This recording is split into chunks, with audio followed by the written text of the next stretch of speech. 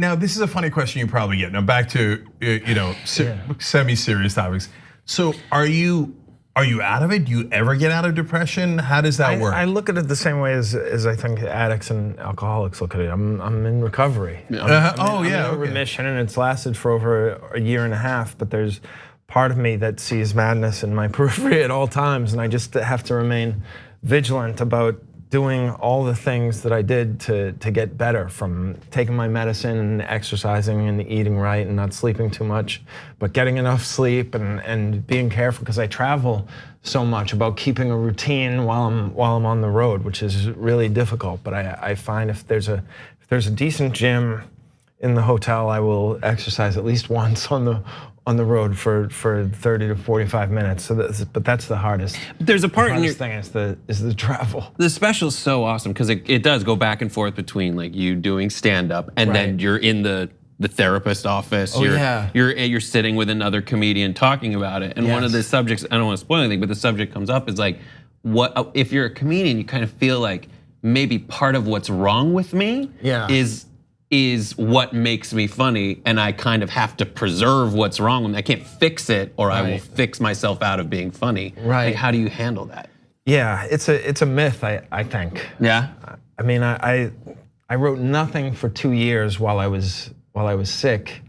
2.5 years. I wrote 5 minutes of jokes, and then since I came out of it, I've written 2.5 hours of material. So I wrote the special, and then another hour to tour on after the special airs. So there's a big difference in how I write, whether I'm healthy or not.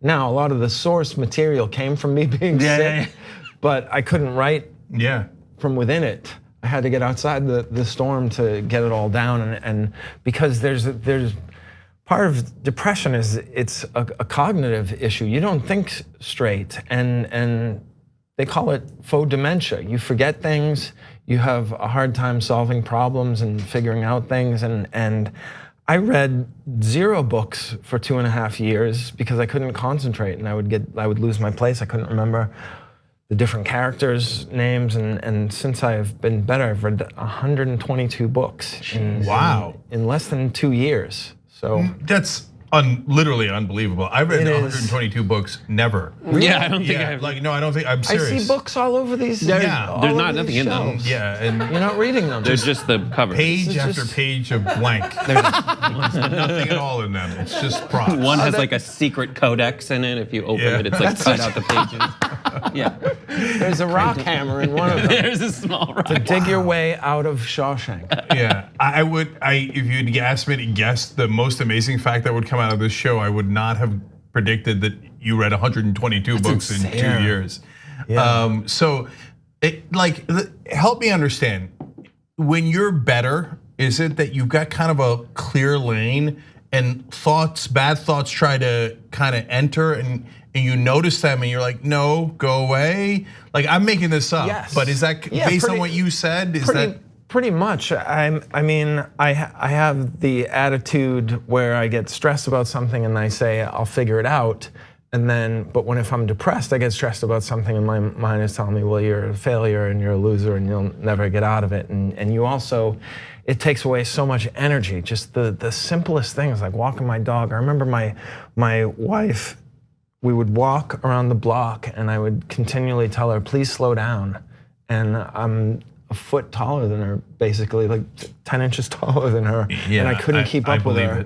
Yeah, I couldn't keep up with her, and she looked like my caregiver because I was hobbling around, and now it's the opposite. I have to slow down for her, so it's not just the sadness and the not enjoying anything. There are cognitive issues as well as energy issues that just make it so difficult. So I'm endlessly fascinated by this. So a little bit more, if you'll indulge me. No, I will indulge you. Yeah. So, how chemical is it? Like, what percentage of it is chemical, and hence, like, what percentage of it is the medicine as opposed to like a clear way of thinking about it? Your therapist helping you, acknowledging, hey, wait a minute, remember that thing where it says you're a failure, you're a loser? That's actually part of this. So I don't have to acknowledge it and can kick it out of the lane. Right, yeah. Like, so how does it break down? Do you have a sense of chemistry? I would say that the medicine gets me to a point where jogging for a half hour isn't an impossibility, and I can get out of bed and put on my sneakers, and it's not a huge chore, and walking around the block isn't exhausting. So it gets me to that point, and then everything else from eating right and exercising to reading and staying outside of my apartment as much as possible, because there's isolating is such a problem with people who are depressed, and spending time alone, and that was really important, was to get back out there amongst the living and stop just ruminating in my mind by myself. If you're talking to people, you're at least distracted from yourself, and it's really helpful. Thanks for watching The Young Turks. Really appreciate it. Another way to show support is through YouTube memberships. You'll get to interact with us more. There's live chat emojis, badges.